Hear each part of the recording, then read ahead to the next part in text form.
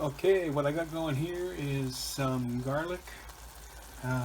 It's just garlic powder. I got some spinach and actually smashed up Brussels sprouts with some water.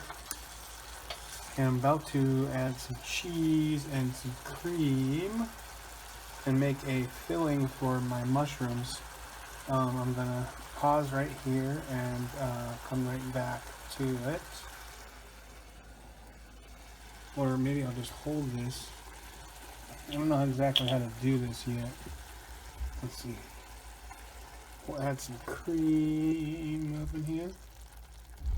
And drop everything. Oh, drop some cheese up in there.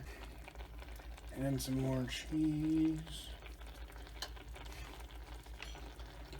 And we're gonna stir that in.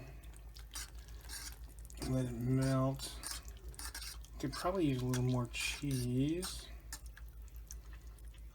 It's got lots of garlic. And then we're gonna stuff our mushrooms with that.